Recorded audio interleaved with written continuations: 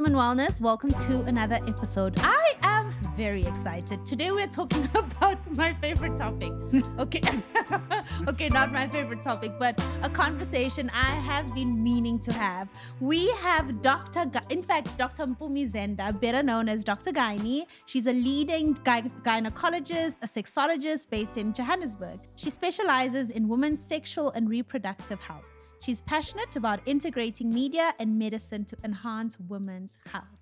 Welcome, Dr. Zenda. Oh, this is exciting. Thank you. Thank you for having me. Besides Brendan, you're the one person who knows me. I know you deep within. Deep within, in and out. I think I should make a disclaimer. I don't think, please, this episode is not for anyone under the age of 18. If you are watching it with your teenager, please make sure that you are there. And yeah, that's a good disclaimer, right? Yeah. I've never had to make a disclaimer before. Okay, let's start with some icebreakers. Would you rather have a pause button or rewind button for your life? Definitely a pause. Why? Is life that good? I have no desire of being younger. Okay, I like that. I like it when people say that. Yeah, like zero. Like Okay. I don't wish to go back to any stage of my younger self. Okay.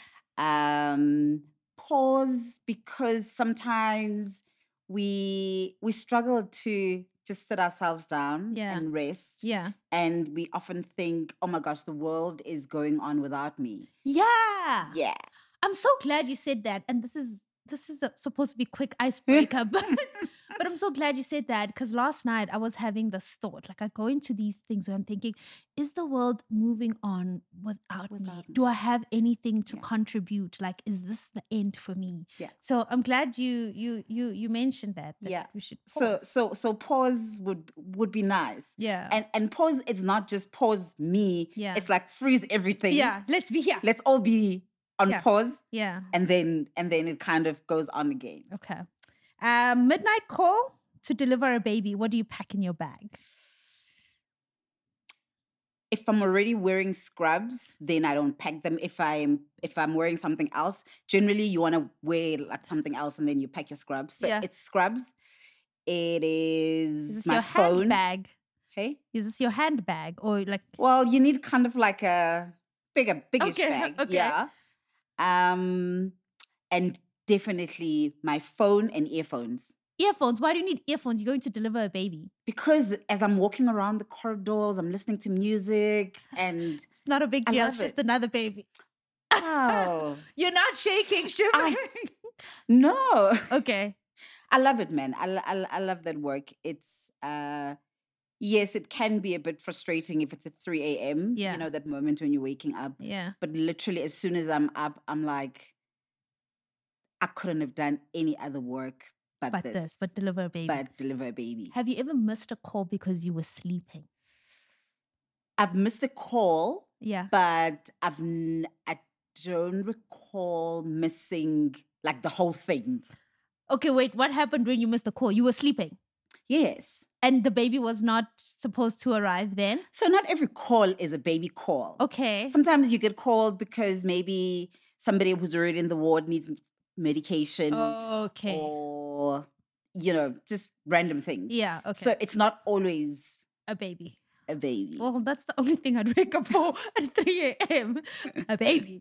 Okay, my last one. What's a misconception that is there about being a sexologist that people have?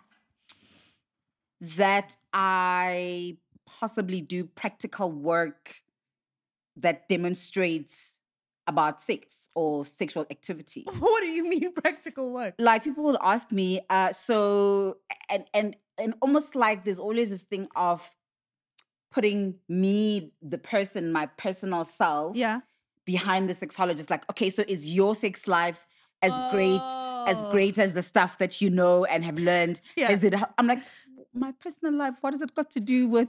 Well, I would expect your sex life to be good because how are you giving me sex advice if you're not taking it? One thing it has done for me is it has given me a lot of grace for myself. Okay. And for whoever I'm with at the time. Okay. And also, I think there was always this misconception that sex is supposed to be always just fireworks and light bulbs and thunderbolts. And no. So I've learned and have worked more on connection than, all the swinging on chandeliers. Yeah. And so, and also one thing that happens, I've found myself, in the moment diagnosing the next person. Don't do that. It's just like, it's giving. I was like, it's giving early ejaculation. Okay, that's not fair, but okay. And here's the thing. I always say God has done a beautiful thing in my life because I genuinely believe in the concept of you cannot be a physician if you've never been a patient. Okay. So a lot of the stuff that I've actually gone through or have had experiences with, I end up having either to teach on them or help someone else who's going through something like that. Yeah.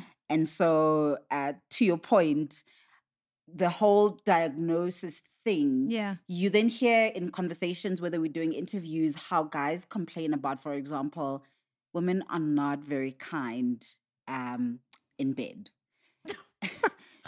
And the name calling, the 2 minutes noodle, all those things. And the reality is we don't, as women, a lot of the time, we don't take accountability for being a little bit emotionally abusive. Can I say something? Yes. I think that men tend to, they feel like sex is about, and I think as the younger, could be wrong, men tend to feel like sex is about them. I'm the guy. This is what I bring to the table. It's a performance. This is how good I am. It's a performance. And then, so I think now women, because we're more vocal and we're more attuned to our needs and we're having such conversations, and doctors tell us to be honest. Psychologists tell us to be honest in bed. So it's like, if you're going to come here acting like big shot, I'm like, actually, that was not good. It was not, that was a miss. It was like, you made that all about you. I think we can be honest, but I think we can also be kinder. Okay. And it goes both ways. Okay. That's true. I've heard guys who are like, oh no, I don't waste time with foreplay. And I'm like, what? Like, what? I'll just have a one-man party. Like party is not going to start. Yeah. But the grace and the kindness comes in understanding that we are wired very differently. 100%. And so the next person, even with their best intentions, could never really truly understand what it is like to feel like you. Okay. And so the more we teach the person, the more we're very quick to say all the things that are not going right. Yeah, but say the good stuff too. Say the good stuff too. Yeah. Yeah. And we often think guys don't want to hear compliments. Yeah. They don't want to, they're not teachable. Yeah. I think there are guys who are teachable. Yeah. And I think we do well. Yeah. So yeah. It takes time. So why the study of sex? I mean, first there's the gynecology part, and you could have just left it there. Stop there and thrive. Yeah. But why the study of sex? Funny enough, actually, it was my gynecology and obstetric textbooks that triggered me into eventually becoming or studying sexology. Mm-hmm. And this is because you've got like a full textbooks on gynecology, a full textbooks on obstetrics. And I think it was in the gynecology textbook where there's literally a blip on sexual dysfunctions. Sure. Now, I remembered this in retrospect when I was now specializing. Yeah. And I thought to myself, here is this whole curriculum about sex, about reproductive organs. Yeah. But nobody says anything about the core reason why people break doors, do the most crazy things to have this thing. Yeah. Which is pleasure. Sure. We don't talk about pleasure. Yeah. We don't, back in the days when I would say to people, when I say sexual health and reproductive health, what comes to your mind? People are like, oh, HIV, STIs, using condoms. My mind did not go there. I'm sure. Good for you. Yeah. Yeah. Like, so sure. there's a lot of medicalization of sex, and we feel more comfortable talking about those things. People will gladly have a conversation about HIV, about sexually transmitted infection, abstinence, but not about orgasm, not about self-pleasure, not about sex toys. We are a conservative society. So back to your question, for me, it was that was the big aha moment. Yeah. And also just from my own experience as a girl, there was always a lot of discomfort about being a girl. Yeah. I was a very uncomfortable girl. To a point where I think I bordered on hating being a girl. And I was really, and I was constantly aware of the differences in how we were treated, versus boys. I just always felt like an awkward girl.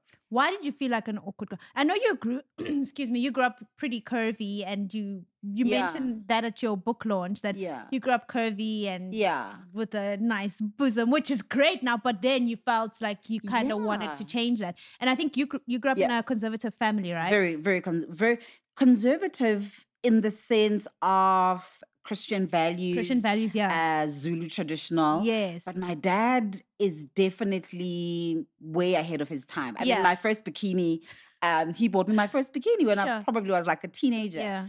And he bought you your first pads as well, right? Because your mom was working. When mom was overseas. So dad, and I think that was also the problem. Dad created this world where, firstly, it's like he didn't see gender. I mean, type, he would buy me bicycles, go-karts. So he didn't... You were a child. I was a child. Yeah. Yeah. And it didn't help that then there were 3 girls after me. So there were 4 girls in succession. Sure. We would, grow up rural KZN. We would go to landing. Hectic. I can't see you fishing. Girl. Yeah. So when I then go to high school, which was in boarding school, there's a lot of girly things that are going on here. It's your period starts. It's the way you dress. And I just always felt very awkward. Yeah. I didn't even like my body much until I was much older. Sure. Yeah. And that, I guess, inspired you to get into this pleasure, understanding women's bodies. One of the things for me that I always say, I hope for every woman, is that you would get that your body is not against you. It is for you. Sure. Sometimes the things that are uncomfortable, it's your body just saying, red flags, I'm not okay. Sort me out. I need a checkup. And to get to a point where we are so comfortable with every part of our body and so loving, even to the parts that we feel are unlovable. Need change, yeah. Because life is tough enough as it is. I know, and I think that being in your own way because of your body is just... It's not it. And I love that I think it's so liberating what you just said, which your body is not against you. And the culture that we're in, I mean, I follow a lot of health stuff on Twitter, like recipes and stuff. And not Twitter, TikTok. Yes. So the algorithm then starts sending you people of how to lose weight in 10 days, how to get more muscle here. And we can get so stuck in that. And I think when we get stuck in those algorithms, then you start finding fault in every single thing with you, because what you're consuming is telling you that you should be fixing it and doing it that way. Yes, it's helpful. There's good things, but I'm so glad you liberated us and saying your body's not against you. Yeah. It's there for you. I literally had a lady not too long ago who was like, "Doc, do you think I need to do liposuction on my fupa?" Sure. I was like, why? Yeah. And there's, for me, it's always the who told you Who so. told you? Yeah.